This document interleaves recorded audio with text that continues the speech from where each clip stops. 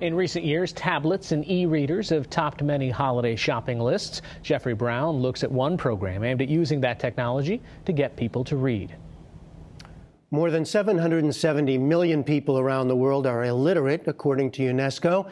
The nonprofit organization Worldreader wants to decrease those numbers and eventually eradicate illiteracy for the next generation. I will go on Friday after work and come back on Sunday. The group distributes e-readers to individuals, classrooms, and libraries throughout sub-Saharan Africa, where 50% of schools have few or no books. 3 years old, the program now reaches over 13,000 children in 9 different countries, including Kenya, Rwanda, Zimbabwe, and Ghana, where 15-year-old Rita Duke Stevens wants to be a lawyer when she grows up. She spoke in this Worldreader-produced YouTube video.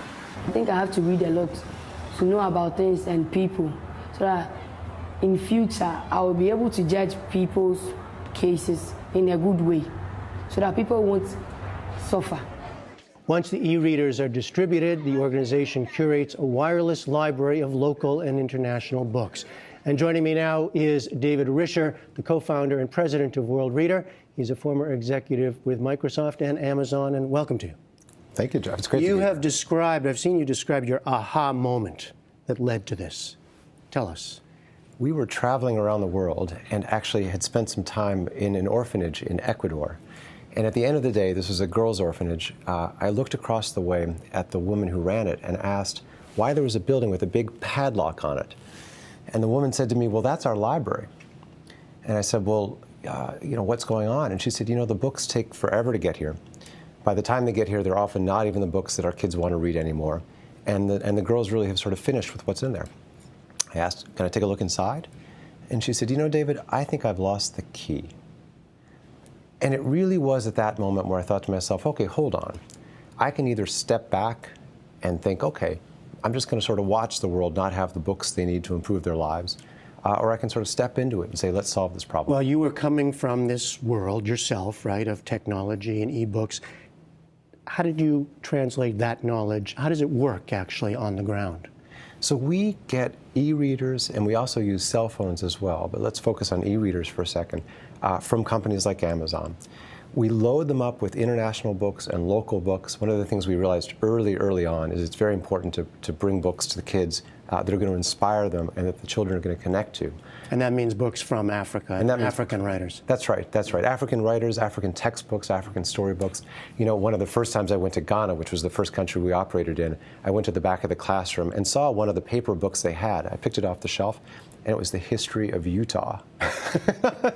I don't even know. But that just shows the haphazard nature of what reaches them, right? It's exactly it. I mean, it's almost landfill that sort of gets redistributed, into Africa. And so we said, well, hold on. The world is favoring the digital distribution of books. And so if we can take electronic readers, put local books on there, and then have the kids read, they will read more, they will read better, and they will improve their lives as a result. So here's an example. I mean, this is just your basic... That's right. E-reader? That's exactly it. I mean, we decided to use some off-the-shelf hardware, an e-reader.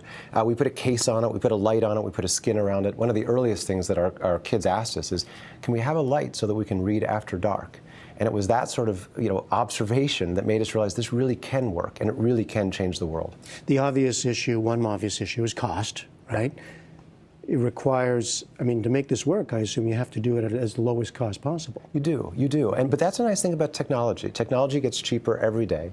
These, which, cost $400 a couple of years ago, these now cost $50, And then the other cost is the books themselves. But we're lucky there, and we've worked very hard. We work with international publishers. We've gone to Random House and said, look, can you contribute the use of the Magic Treehouse series to our program for free? And they've said yes. We've gone to Simon & Schuster and done the same thing, Hardy Boys. And then we go to African publishers and we say, we'd like to pay you a small amount, but we'll pay you for every book we use in our program. And for them, it's a great new way to frankly, as a revenue stream, and it's a way to get kids reading more, which of course is their goal too. And what kind of barriers, if any, have you hit along the way? It's interesting. I mean, the biggest barrier, and this will sound funny, is that the demand is so great that we have to struggle, frankly, to keep up with it. You know, we started 3 years ago with 50 kids in a classroom. We now, as you mentioned, have 12,000 children reading on e-readers. And so as a result, we've expanded our program to include cell phones, which is a device that so many people in the developing world have. You know, cell phones really have leapfrogged over the physical landline, and it's sort of what we're trying to do with books. So now we have another 150,000 kids reading on cell phones every month as well. And this is our biggest challenge, is how do we keep up with that demand, and how do we keep the funding going to sort of keep the whole program moving forward? And of course, scaling up to have a real big impact, right? I mean, that's got to be the big issue for you. So that's right. I mean, our goal, and we know this is ambitious and sort of crazy, but it's to eradicate illiteracy. So you laugh as you say that. I mean, because it's so big, such a big goal? That's it. But at the same time, it's a goal that, you know, not necessarily in our lifetime, but in our children's lifetime, we can achieve. You know, this is the sort of thing where you look back 100 years ago at what the Carnegies and the Rockefellers did, putting in infrastructure for books and education system. That was the analog world. That was the world paper-based. Now we can do the same thing digitally. It'll take some time, but we'll get it done. But you're speaking, again, coming from the tech world, you're seeing the potential for technology as well, this is real big social change, right? Right. That's right. Yeah. And I think that this social change, you know, change happens in waves, right? And this technology, it's actually not the technology is the most important part. It's the whole scale move towards digital, the whole scale move towards cell phone coverage, and the whole scale move towards understanding how much knowledge matters to a society to help lift it up. Okay, that's what it all That's big. Go back to the ground level or the school level. Yeah. When was, you told me about the aha moment for you with the idea. Yeah. When was the aha moment where you saw that this could work? I would say at first it was watching the kids in our first classroom in Ghana who were reading Curious George. And they were literally reading it word by word. And at the end they looked up and they said, "Can we have another book?" Mm-hmm. And we said, "Yeah." And we downloaded another book onto their e-reader right then, and they started reading again. Now, you have to remember, these are kids that live in a world where there are no books, where it could take 6 months or a year to get their hands on a single book, and now all of a sudden they're walking around with a library that can hold an infinite number of books. That moment changed the world for me.